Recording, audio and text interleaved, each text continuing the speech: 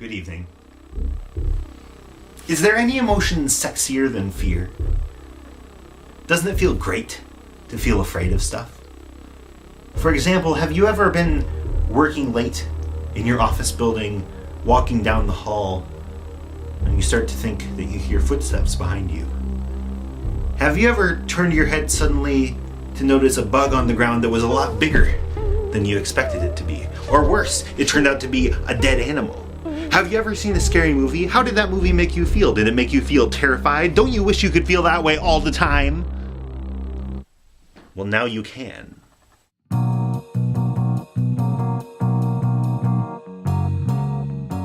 My name is Sean Veeder, and I've written a book entitled Motorcyclus and Other Extremely Scary Stories. By contributing to the Kickstarter pre-order funding event for Motorcyclus, you can become one of the first people, maybe the only person, to own a copy of this book, which will be printed in September or October and delivered to you before Halloween. After you've read the stories in this book, you will have difficulty sleeping. You will get nervous when you think about pianos or skeletons or relationships or motorcycles. You will be terrified of everything, just like me. Let's listen now to one of the more than 20-ish stories. This one is called Wrong Number. Mike was talking on his cellular phone with his friend Lyle.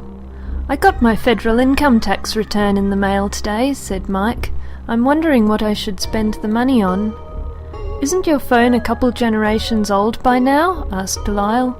"You should get a—" All of a sudden, the line went dead. The call had been dropped. "That's weird," Mike thought to himself. "I wonder what Lyle was going to say." Mike realized that even though it was a couple generations old, his phone could send and receive text messages. He wrote a clarification question to send to Lyle. "What were you about to say?" When he hit send, though, the screen on his phone went blank. Then it said, "Unable to send text message."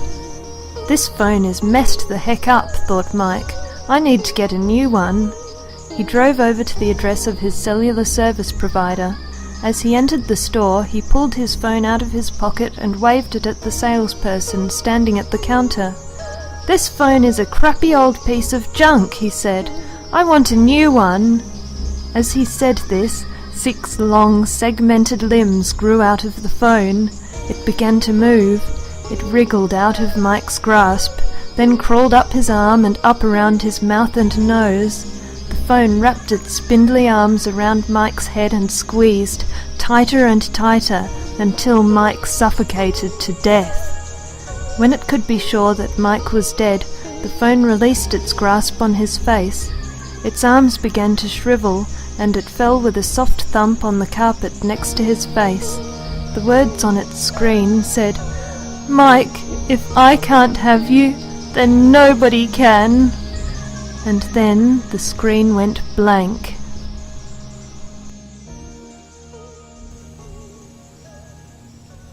Is that the end of the story? Yes. Yes! Let's watch Morgan as she reads a different story from Motorcyclus. As you can see, everything around her is ignored as she continues down the page.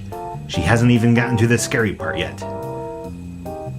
It's still really scary though. She's hypnotized, and the scary part is in a second. There it is. That story was called Stephen. Here are some other extremely scary stories that you'll get to read if you back this project. The Skeletal Horse, Wrath of the Giant Leech, That's Just Crate, The Radive, Coming Out Ahead, The Logical Dog, Dennis the Tour Guide's Last Stand, and many more. Let me run down what I'm pretty sure are the reward tiers. You can get a PDF of the book. You can get an actual physical copy of the book. You can get a personalized copy of the book that I will sign and I will draw a ghost in. You can get a copy of the book that I doodled through all the way because you want me to spend my time that way. You can get one of the original illustrations of the book. Let me see. There's an illustration of an illustration from the story called Them's the Snakes. And it's an image of this hand, and there's a snake wrapped around it. You can get a painting. What was the other painting? There are a bunch of other paintings.